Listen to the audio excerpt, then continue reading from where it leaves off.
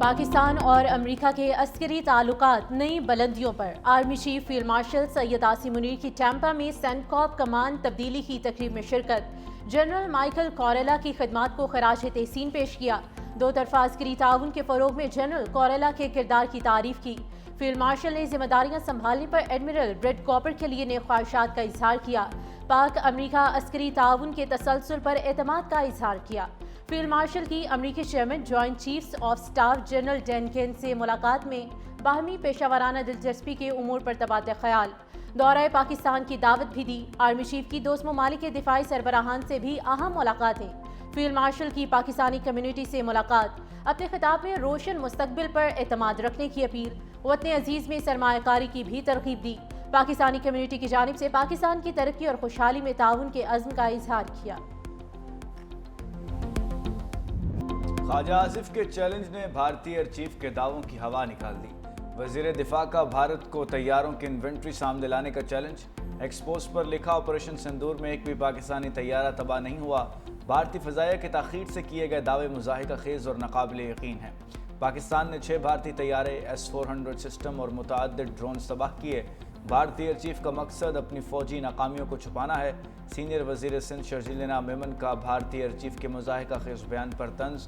کہا 3 مہینے بعد بھارت کو پاکستانی جہاز گرانے کا خیال آ گیا۔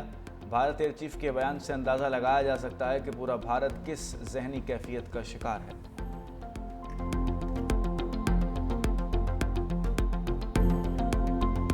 ہماری بہادر افواج نے جس طریقے سے بھارت کو ایک عبرتناک شکست دی، جس کے سکتے سے بھارت آج دن تک نہیں نکل پا رہا۔ آج بھی ان کے ایئر فورس کے چیف 4 مہینے کے بعد 3 مہینے کے بعد جاگ کر جو ہے ان کو کوئی خبر پتہ چلی۔ پہلے بھی منفی پروپیگنڈا کرتے رہے، ابھی بھی جھوٹا پروپیگنڈا کرتے رہے۔ اس سے بھارت کی جس اسٹیٹ آف شاک میں بھارت ہے اس کی عکاسی ہوتی ہے۔ بھارتی طیارے گرنے کی کہانی بھارتیوں کی زبانی۔ بی جے پی رہنما سبرامین سوامی نے 5 بھارتی طیارے گرنے کا اعتراف کیا۔ بھارتی chief of defence staff general Anil Chauhan نے بلومبرگ کو انٹرویو میں اپنے طیارے تباہ ہونے کی تصدیق کی۔ لوک سبھا کے رکن امریندر سنگھ راجا نے بھارتی فضائیہ کے جدید ترین رافیل طیارے کے گرنے کی تصدیق کی۔ پارلیمنٹ میں کہا کہ پنجاب کے علاقے بسیانہ ایئر فورس اسٹیشن کے قریب لڑاکا طیارے کا ٹیل گرا تھا، جس پر واضح طور پر BS-01 لکھا ہوا تھا۔ یہ ٹیل کسی اور طیارے کا نہیں بلکہ رافیل جیٹ کا ہی تھا۔ انڈونیشیا میں بھارت کے دفاعی اتاشی کیپٹن شیو کمار نے تسلیم کیا ہے کہ پاکستان کے ساتھ جھڑپ میں بھارتی فضائیہ کے طیارے تباہ ہوئے۔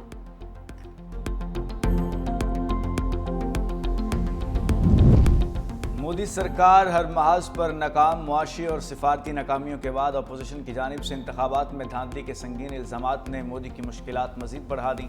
پاکستان کے ساتھ جنگ بندی اور امریکہ سے سفارتی صد مہری پر مودی کے لیے امتحان بن گئی۔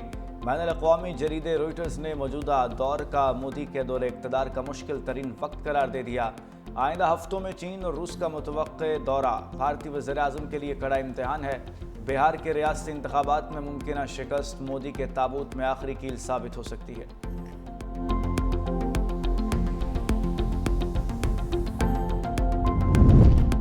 مستونگ کے قریب ریلوے ٹریک پر دھماکہ۔ جعفر ایکسپریس کی 6 بوگیاں ڈی ریل ہو گئیں۔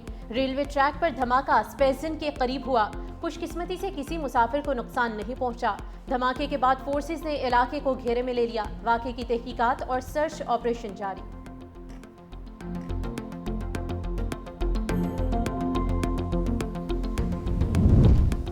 کراچی میں ڈمپرز مافیا بے قابو۔ فیڈرل وی ایریا میں ڈمپر کی موٹر سائیکل کو ٹکر، بہن بھائی جاں بحق، والد زخمی۔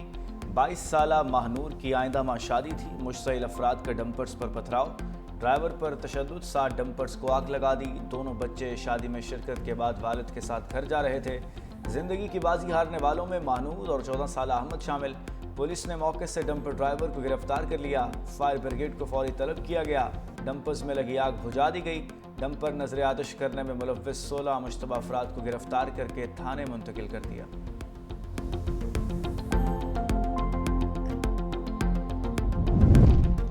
ڈمپرز ایسوسی ایشن کا سپر ہائی وے اور راشد منہاس روڈ پر دھرنا۔ سہراب گوٹ اور گلشن کے اطراف گاڑیوں کی لمبی قطاریں۔ پولیس سے کامیاب مذاکرات کے بعد ڈمپرز ایسوسی ایشن کا دھرنا ختم کرنے کا اعلان۔ ڈمپرز جلانے والے ملزمان کی گرفتاری کے لیے 72 گھنٹے کی ڈیڈ لائن دے دی۔ انسداد دہشت گردی ایکٹ کے تحت مقدمات درج کرنے کا مطالبہ۔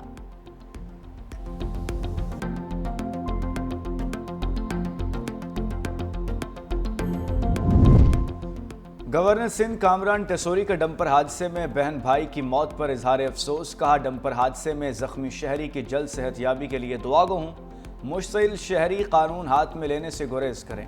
سندھ حکومت حادثے کے ذمہ دار ڈمپر ڈرائیور کو قرار واقعی سزا دلوائے اور شہریوں کی جان سے کھیلنے والے ڈمپر مافیا کو لگام دے۔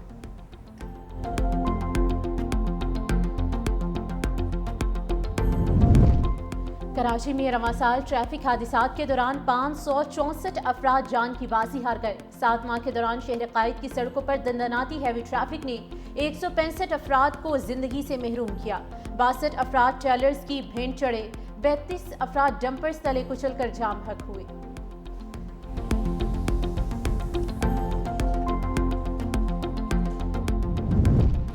غزہ میں بھوک اور قحط کا راج، سفاک اسرائیل کی پیدا کردہ غذائی قلت سے مزید 11 فلسطینی انتقال کر گئے۔ بھوک کے باعث ہونے والی اموات 212 ہو گئیں۔ جبالیہ، خان یونس اور دیر البلح سمیت غزہ کے مختلف علاقوں میں وحشیانہ بمباری کا سلسلہ نہ تھم سکا۔ مزید 50 فلسطینی شہید، شہداء میں 21 امداد کے متلاشی افراد بھی شامل۔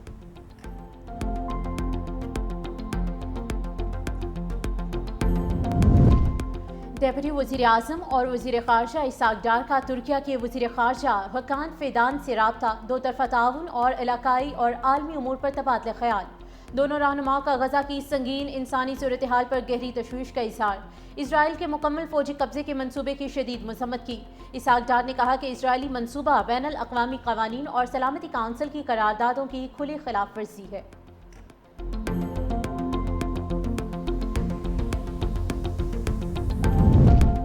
ترک صدر رجب طیب اردوان کا فلسطینی صدر محمود عباس سے ٹیلی فونک رابطہ، غزہ پر اسرائیلی حملے اور قابض فوج کے مکمل کنٹرول کے فیصلے پر اظہار تشویش۔ ترک صدر نے کہا کہ اسرائیل کا غزہ پر قبضہ کسی صورت قبول نہیں۔ صدر اردوان نے فرانس، برطانیہ اور کینیڈا کی جانب سے فلسطینی ریاست کو تسلیم کرنے کے بیانات کو مثبت قرار دیا۔ عرب اسلامک وزارتی اجلاس میں بھی غزہ پر قبضے کے اعلان کی مذمت۔ اسرائیلی جارحیت کے فوری خاتمے کے لیے عالمی برادری سے اقدامات کا مطالبہ۔ غزہ کی صورتحال پر سلامتی کونسل کا ہنگامی اجلاس آج ہوگا۔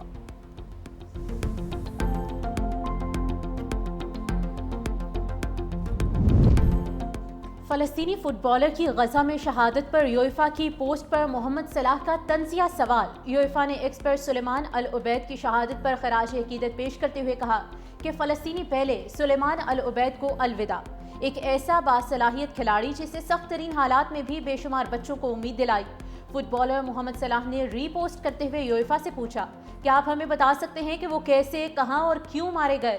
فلسطینی فٹ بالر سلیمان العبید غزہ میں اسرائیلی حملے میں شہید ہوئے تھے۔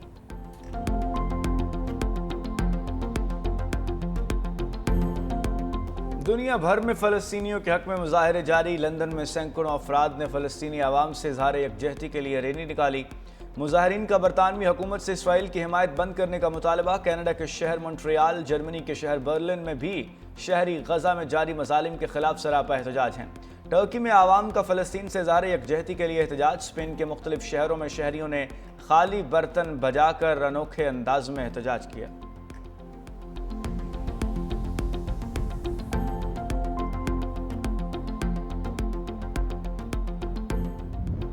انسداد دہشت گردی عدالت لاہور نے 9 مئی کے 2 مقدمات کا فیصلہ محفوظ کر لیا۔ فیصلہ 11 اگست کو سنایا جائے گا۔ جناح ہاؤس کے قریب گاڑیاں چلانے اور تھانہ شادمان نذر آتش کیس۔ اے ٹی سی نے وکلاء کے دلائل مکمل ہونے کے بعد فیصلہ محفوظ کیا۔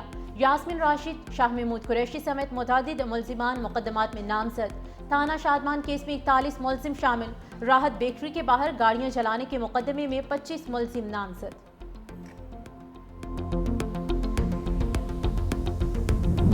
شگر میں سیلاب سے کھڑی فصلیں اور زرعی زمینوں کو نقصان۔ شاہراہ غزر بدستور بند۔ بالائی علاقوں سمیت شندور سے رابطہ منقطع۔ سڑک کی بحالی کا کام جاری۔ سیلاب سے متاثرہ شکومن پاور ہاؤس چینل کی مرمت مکمل ہو گئی۔ سیلاب سے صوبے بھر میں 700 سے زائد مکانات تباہ ہوئے۔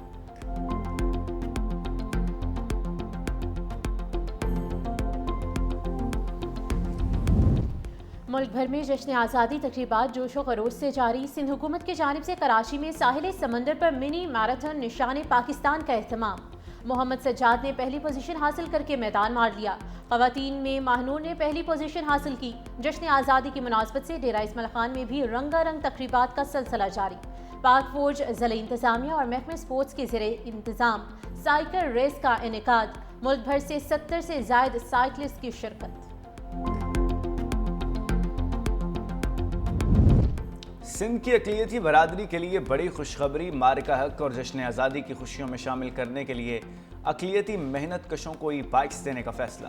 محکمہ ورکرز ویلفیئر بورڈ کے سیکرٹری رفیق قریشی نے کہا کہ وزیر اعلیٰ کی ہدایت پر ڈیتھ گرانٹ 10 لاکھ اور شادی گرانٹ 3 سے 5 لاکھ روپے ہے۔ ورکرز کے لیے مکمل سولرائزڈ گھر بھی تعمیر کیے جائیں گے۔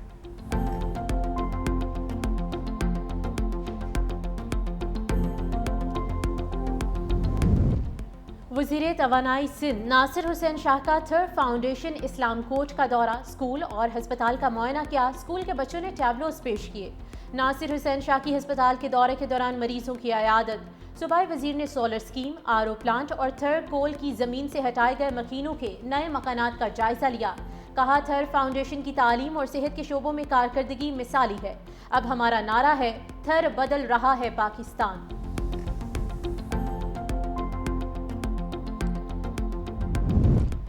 لاہور میں CCD چوہنگ اور اشتہاری ملزموں کے درمیان مقابلہ، فائرنگ کے تبادلے میں 2 ملزم مارے گئے۔ ہلاک ہونے والے ملزموں میں شعیب اور زبیر شامل۔ دونوں نے مانگا منڈی سے 2 روز قبل 13 سالہ بچی کو اغوا کر کے زیادتی کا نشانہ بنایا تھا۔